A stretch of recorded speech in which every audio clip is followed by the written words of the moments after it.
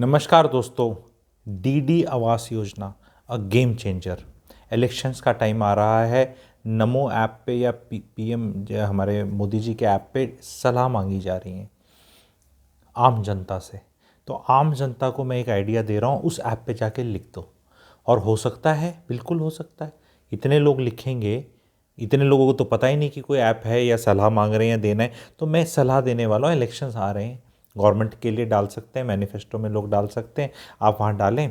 सलाह है जी, डीडी आवास योजना क्या चीज़ है। डीडी, डीडीए नहीं, डीडी। डीडी फुल फॉर्म है, मेरा आइडिया है, ओरिजिनल आइडिया है, दूल्हा दुल्हन आवास योजना। अब क्या है इसका मतलब?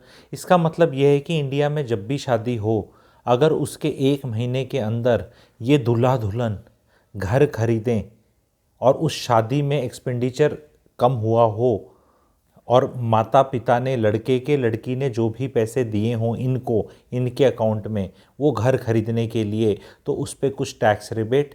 और इस स्कीम के तहत दूल्हा दुल्हन कुछ 1 महीने के अंदर शादी में अपना घर खरीद रहे हैं तो उनको होम लोन पे रियायत 2-3% की। And keep a cap of 75 lakh rupees only, या मैं नहीं कह रहा 4 करोड़ के घरों के लिए दो।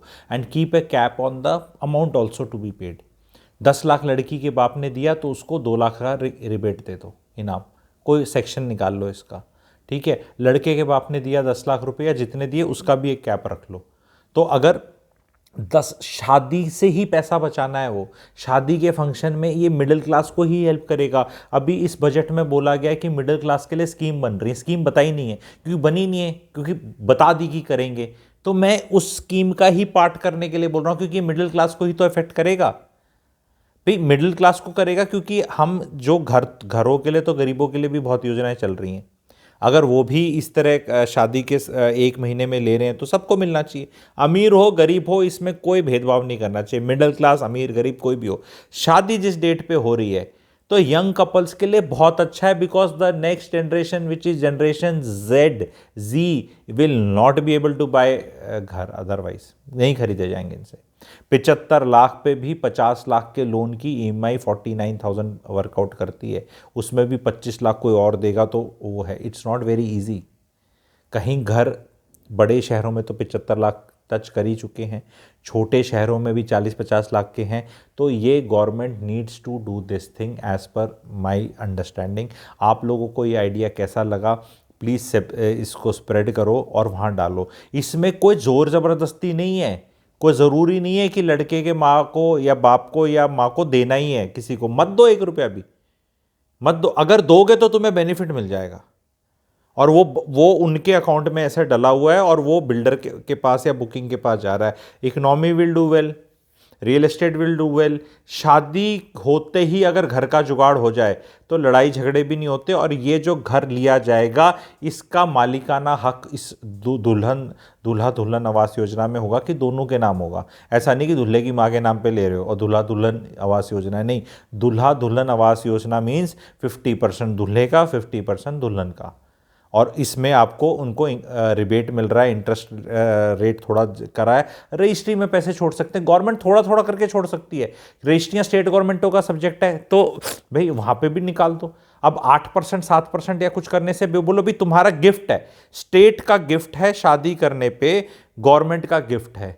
क्या भाई, तुमने अगर शादी होने के 1 महीने में घर कहीं बुक किया या खरीदा, रेडी टू मूव इन या अंडर कंस्ट्रक्शन, शादी की डेट सबको पता होती है, रजिस्ट्रेशन होती है शादी की, उसमें तो आप छुपा नहीं सकते, ठीक है। तो शादी की डेट के 1 महीने में अगर आपने बुक किया, वो 1 महीना कर सकते हो, 2 महीने कर सकते हो, वो आप डिस्कशन कर सकते हैं कि विद इन कुछ, मतलब वो लिंक्ड शादी के साथ करना है दूल्हा दुल्हन, ठीक है। तो 60 दिन के अंदर भी मान लो आपने कर लिया तो थोड़ा सा आपको रजिस्ट्री 3% की होगी, तो वहाँ 3-4-5% बच गया, ठीक है। या फिर बोलते कोई GST में बचा ले, या कोई गवर्नमेंट कहीं भी छोड़ सकती है, 5-10% गवर्नमेंट छोड़ दे, थोड़े माता पिता लड़के के दे दे, थोड़े माता पिता लड़की के दे दे। शादी में जो मोटा खर्चा प्लान करना था उसको थोड़ा कम कर दें।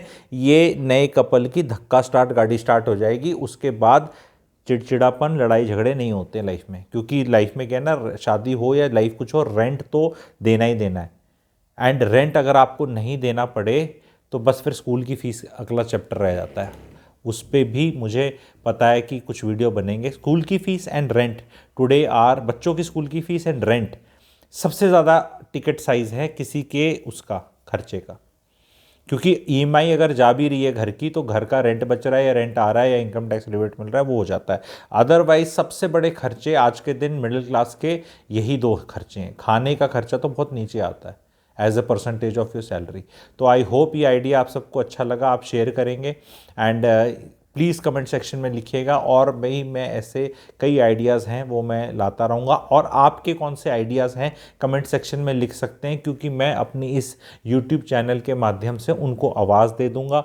कई लोग देख लेंगे, फिर आप उसको ट्वीट पे डाल दो, नमो ऐप पे डाल दो और हर जगह डाल दो। गवर्नमेंट को सजेशन दे दो। गवर्नमेंट भी कई बार आउटसोर्सिंग ऑफ आइडियाज़ करना चाहती है कि भाई बताओ तुम्हें क्या चाहिए जनता, तो हर बार तो नहीं पूछते। It is something like electorate का बर्थडे आ रहा है ना, इलेक्शन तो वैसे है जैसे बच्चों को पूछा जाता है बर्थडे पे क्या गिफ्ट लोगे, तो भी अब इलेक्शंस आ रहे हैं तो इलेक्शंस के टाइम पे पूछा जा रहा है। बाद में तो 2 साल बाद तो नहीं पूछेंगे आके, तो अभी पूछा जा रहा है, डाल देते हैं। क्या पता आप ये वीडियो 10-20 हज़ार लोग देख लें, लेट से 20,000 लोग देख लें ये वीडियो, तो 20,000 में से लेट से 5,000 ने भी उस ऐप पे जाके डाल दिया, तो भाइयों बहनों क्या ये आइडिया पहुंचेगा? क्या ये आइडिया लगेगा कि यार 5,000 आदमियों ने, क्या उसको कोई बुद्धिजीवी ब्यूरोक्रेट या कोई कंसल्टेंट जो गवर्नमेंट हायर करती है वो बैठ के ट्वीक करके बोलेंगे यार ये तो बहुत अच्छा है, क्योंकि समाज की क्योंकि प्रेशर है ना समाज में प्रेशर है शादी पे फालतू का पैसा खर्च करने का, नहीं करना ही है, तू खा के आया हमने किया।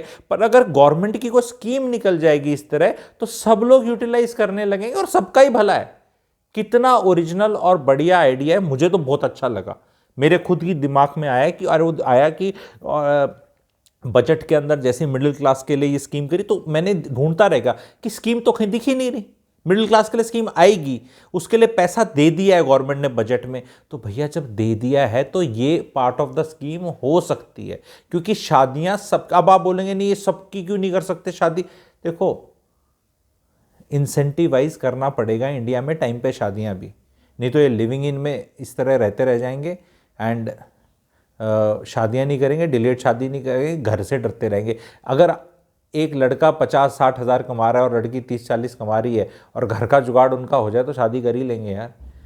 तो गवर्नमेंट को थोड़ा सा इंसेंटिवाइज करना है, मौका है, करा जा सकता है। 4-5 चीज़ों के अंदर इंटरेस्ट रेट कम हो जाए, पिताजी जो पैसे लगाए उनको इनकम टैक्स रिबेट मिल जाए, और लोन के ऊपर कुछ कर लें, जीएसटी कम कर दें या रजिस्ट्रेशन कॉस्ट कम कर दें। पांचों में थोड़ा थोड़ा थोड़ा कुछ कर दें तो बहुत बढ़िया रहेगा लोगों के लिए। ठीक है, चैनल को लाइक करें, सब्सक्राइब करें, शेयर करें एंड इस वीडियो को ज़रूर शेयर करें। Thank you very much.